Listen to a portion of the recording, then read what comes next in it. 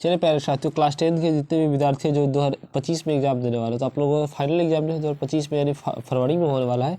तो प्यारे बच्चों, आज इस क्लास में हम लोग संस्कृत के महत्वपूर्ण 50 ऑब्जेक्टिव क्वेश्चन लेकर आ गए। ठीक है, आप लोग का इसी तरीके का कुछ पेपर मिलेगा आप लोग का। देखिए यहाँ पर सेट रहेगा, यहाँ पर विषय कोड रहेगा। ठीक है, इस तरीके का आपका संस्कृत का 100 मार्क्स का एग्जाम होगा साथियों।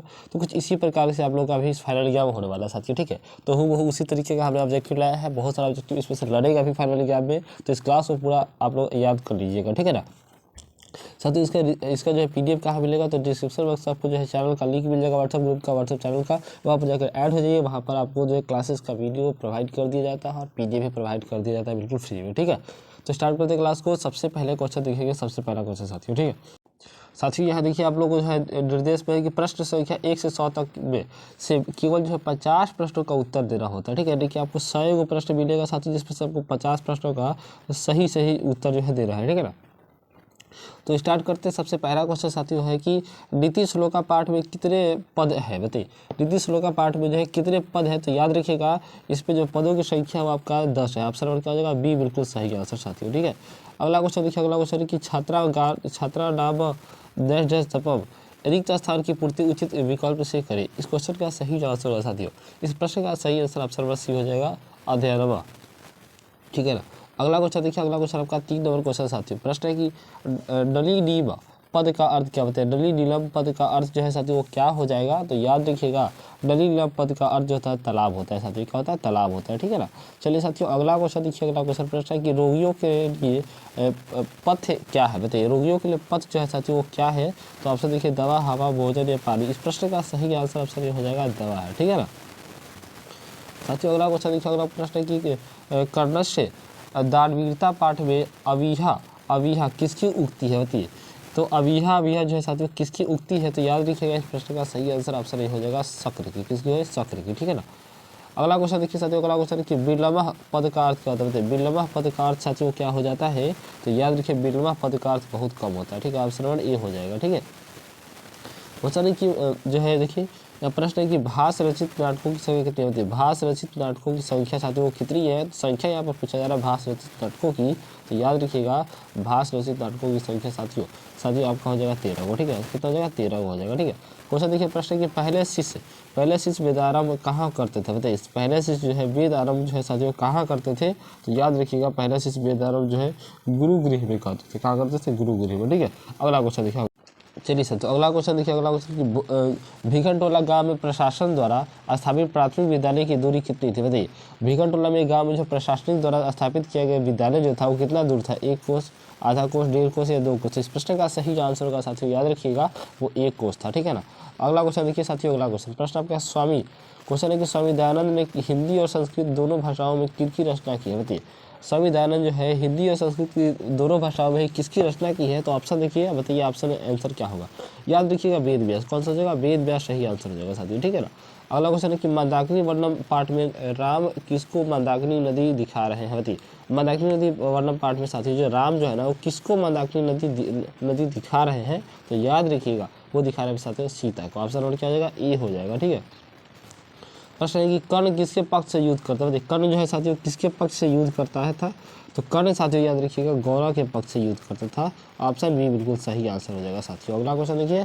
प्रश्न देखिए स्वार्थ किसको बढ़ाता है, बताइए। स्वार्थ जो है साथियों वो किसको बढ़ाता है, याद रखिएगा स्वार्थ साथियों किसको बढ़ाएगा, वो है आपका शत्रुता को। ठीक है, ऑप्शन नंबर बी बिल्कुल सही आंसर। साथियों देखिए वीडियो को 1 से 2 बार देख लीजिएगा आप लोग, तो आपका पूरा क्वेश्चन याद हो जाएगा। ठीक है ना, रटने की आवश्यकता नहीं पड़ेगी, आपको याद हो जाएगा। 2 बार वीडियो देख लीजिएगा तो कन्फर्म याद हो जाएगा। ठीक है, चलिए प्रश्न देखिए। कृषि विज्ञान के प्रवर्तक आचार्य कौन है, बताइए। कृषि विज्ञान के प्रवर्तक आचार्य साथियों वो कौन है, तो याद रखिएगा इस क्वेश्चन का सही आंसर डी हो जाएगा, पराशर है। ठीक है, पराशर है। कौन है, पराशर। अगला क्वेश्चन देखिए साथियों। अगला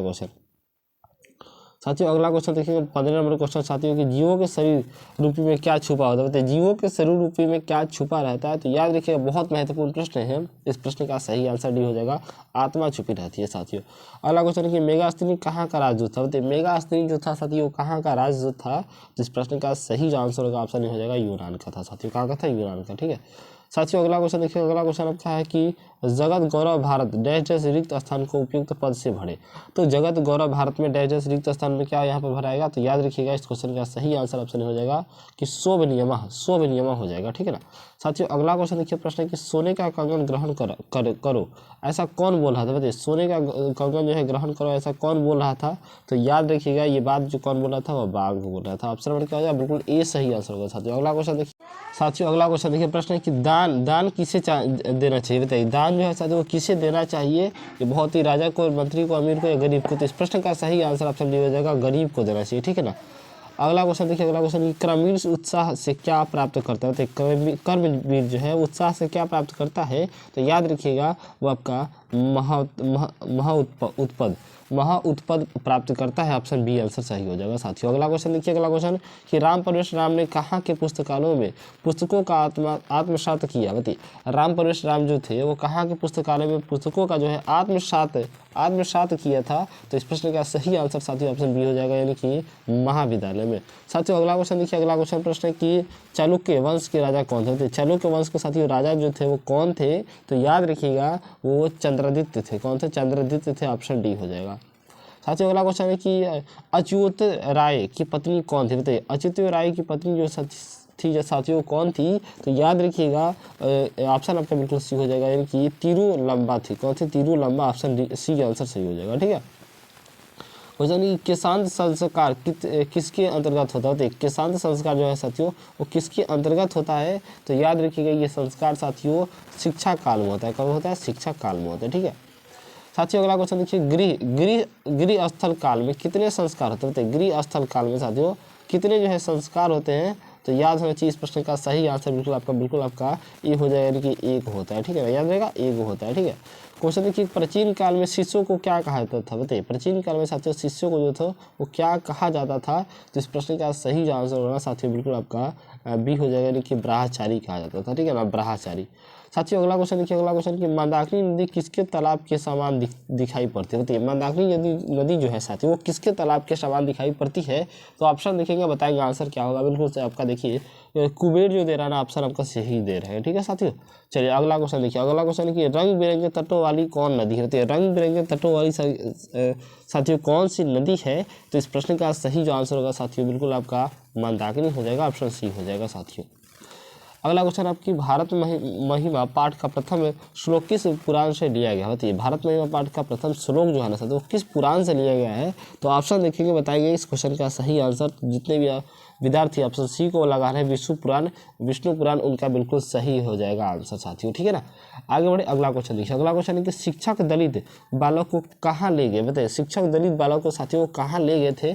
तो याद रखिएगा इस क्वेश्चन का सही आंसर जो है बी हो जाएगा, विद्यालय में ले गए थे, ठीक है साथियों। अगला क्वेश्चन देखिए, किस गांव में निर्धन लोग रहते थे, बताइए किस गांव में है जो साथियों निर्धन लोग रहते थे। तो याद रखिएगा इस प्रश्न का बिल्कुल सही आंसर ऑप्शन बी हो जाएगा, भिखन टोला में। कहाँ रहते थे, भिखन टोला में, ठीक है साथियों। अगला क्वेश्चन देखिए, अगला क्वेश्चन है कि संसार के बच्चों का सच्चा रक्षक कौन होते हैं, संसार के बच्चों का साथियों सच्चा रक्षक जो है साथियों वो कौन है। तो इस प्रश्न का बिल्कुल ऑप्शन क्या होगा, ऑप्शन नंबर ए हो जाएगा साथियों। ऑप्शन नंबर ए यानी कि माता है, ठीक है ना, ऑप्शन ए माता हो जाएगा, ठीक है।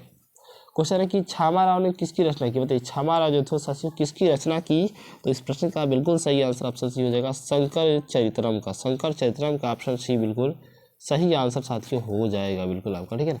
क्वेश्चन देखिए 35 नंबर की उपनिषद के अंतिम भाग में किसकी सिद्धांत है, तो उपनिषद के अंतिम भाग में साथियों किनकी जो है सिद्धांत है। तो इस प्रश्न का सही आंसर होगा साथियों ऑप्शन ए हो जाएगा, दर्शन शास्त्र की है, किसकी, दर्शन शास्त्र की। साथियों आगे बढ़ते हैं, इसके अगला क्वेश्चन देखिए, पटना नगर में पालिका देवी कौन है, पटना नगर में पालिका देवी साथियों जो है कौन है। तो याद रखिएगा इस क्वेश्चन का बहुत इंपॉर्टेंट प्रश्न है कि पटन देवी हो जाएगी, ऑप्शन सी बिल्कुल सही आंसर हो जाएगा साथियों। अगला क्वेश्चन देखिए, योग सूत्र के रचनाकार कौन है, योग सूत्र के साथियों रचनाकार जो थे वो कौन है। तो इस क्वेश्चन का सही आंसर ऑप्शन नंबर जो सी को मारे पतंजलि बिल्कुल सही हो जाएगा आप साथियों का। अगला क्वेश्चन देखिए साथियों 38 नंबर कि याज्ञवल्क्य ने आत्म तत्व की शिक्षा किसको दी थी, बताइए। तो याज्ञवल्क्य जो थे वो आत्म तत्व की शिक्षा साथियों किसको दी थी। तो इस क्वेश्चन का सही आंसर ऑप्शन होगा मैत्री को दी थी, मैत्री को, ठीक है याद रहेगा साथियों। अगला क्वेश्चन देखते हैं, अगला चलिए साथियों अगला क्वेश्चन साथियों आपका है कि नरक के कितने द्वार है, बताइए साथियों नरक के जो है साथियों कितने द्वार है। तो याद रखिएगा इस प्रश्न का सही जो आंसर होगा साथियों बिल्कुल आपका इस क्वेश्चन का सही आंसर ऑप्शन ए हो जाएगा, 3 द्वार है, ठीक है साथियों याद रहेगा। चलो साथियों अगला क्वेश्चन दोस्तों, अगला क्वेश्चन देखिए, वीडियो को लाइक करके चैनल को सब्सक्राइब करके आवाज़ से ही शेयर कर दीजिएगा अपने दोस्तों के पास, क्योंकि इस चैनल पे आपको बेहतरीन क्लासेस मिलेगी जो कि फाइनल एग्जाम में सीधे आपको ऑब्जेक्टिव से जो है नैया पार कराएगी, ठीक है ना। याद करें, आगे बढ़ते हैं। अगला क्वेश्चन कि किसके 6 अंक होते हैं, किसके इसमें से 6 अंक है, व्याकरण के, वेद के, पुराण के, ईश्वर के। तो इस प्रश्न का सही आंसर याद रखना है साथियों, वेद के 6 अंक होते हैं, ऑप्शन नंबर बी बिल्कुल सही आंसर हो जाएगा, ठीक है। आपको हम यही याद करवाएंगे, लंब जोड़ उदर से सीधा कौन सा संधि बनेगा, बताइए लंब जोड़ उदर से कौन सा संधि बनेगा, तो याद रखना साथियों कौन सा संधि बनेगा, तो बनेगा आपका लंबोदरा। क्या बनेगा, लंबोदरम। ऑप्शन नंबर ए बिल्कुल सही आंसर साथियों हो जाएगा। अगला क्वेश्चन कि दलित पुरुष का क्या नाम था, दलित पुरुष का साथियों नाम जो था वो क्या था, तो याद रखना दोस्तों, याद रखना राम परवेश राम था, ऑप्शन डी आंसर सही हो जाएगा साथियों। अगला क्वेश्चन देखो, अगला क्वेश्चन स्वामी दयानंद किसके संस्थापक थे, बताइए स्वामी दयानंद जो थे साथियों किसके संस्थापक थे, तो बड़ी इंपॉर्टेंट प्रश्न है और याद रखना आर्य समाज के संस्थापक जो है स्वामी दयानंद से साथियों, याद रहेगा ना, ऑप्शन नंबर ए बिल्कुल सही आंसर हो जाएगा, ठीक है। क्वेश्चन है कि किसका नाम मूल शंकर था, तो किसका नाम जो था साथियों मूल शंकर था, तो आपका बचपन का नाम आपको पता है किसका नाम मूल शंकर था, तो याद रखना दयानंद का नाम मूल शंकर था साथियों, ऑप्शन सी बिल्कुल सही आंसर हो जाएगा। क्वेश्चन देखो, घर में आग लगने पर कौन नहीं भागा, बताइए। तो ये बहुत महत्वपूर्ण क्वेश्चन है, आज इजी भी क्वेश्चन है कि घर में आग लगने पर कौन नहीं भागा, तो याद रखना आलसियों ने नहीं भागा, ऑप्शन बी बिल्कुल सही आंसर साथियों हो जाएगा। अगला क्वेश्चन कि अर्थवेद में कितने ऋणी पत्नियों का वर्णन है, अर्थवेद में साथियों कितने ऋणी पत्नियों का वर्णन किया गया है, तो इस प्रश्न का सही आंसर ऑप्शन डी हो जाएगा, यानी कि 5 को, ठीक है ना।